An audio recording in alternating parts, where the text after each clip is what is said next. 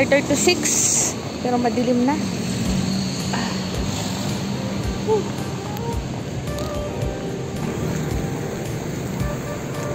This is Mega Mall.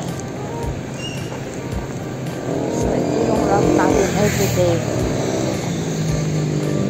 Commute tayo ngayon. Commuter's life.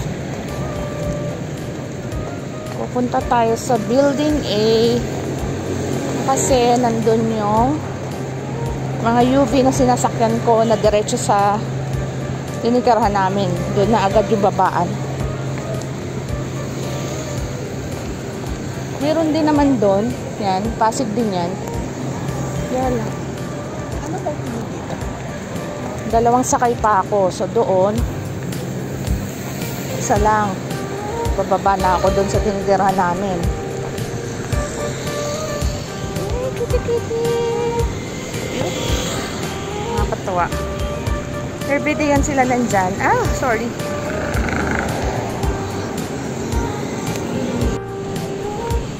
So, kapag nagko-commute ako, ito yung inaakyat ko na overpass.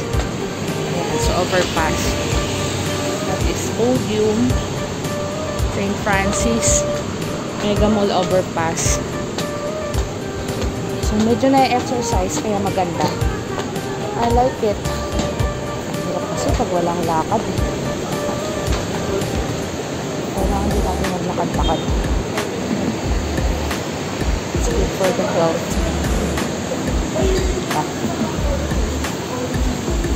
St. Francis here. And the other side is Mega Mall, which is the Building A na. Building A na yan. Baba naman, baba. This part of my exercise. Ang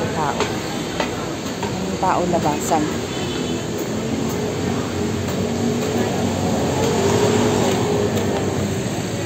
Okay. Tayo. Layo-layo din yung lakad natin. Hiningal na ako. Pero sanay ako nito. Sanay ako mag-commute.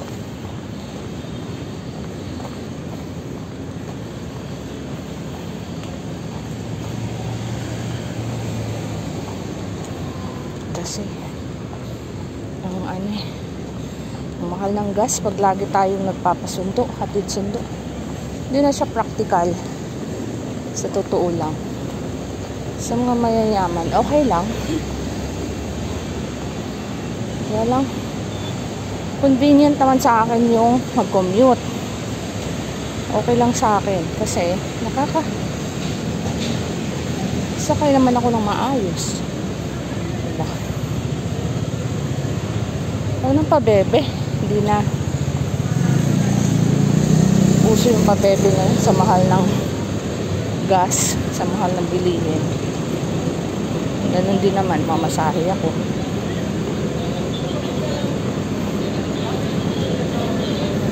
Hindi naman mahaba ang pila dyan. So, okay lang. So, this is Building B side. Smart parking. Naputa na tayo ng pila. Ba't kaya traffic siguro? Hindi tayo mag-entrance mall para diretso. Pila na. Okay.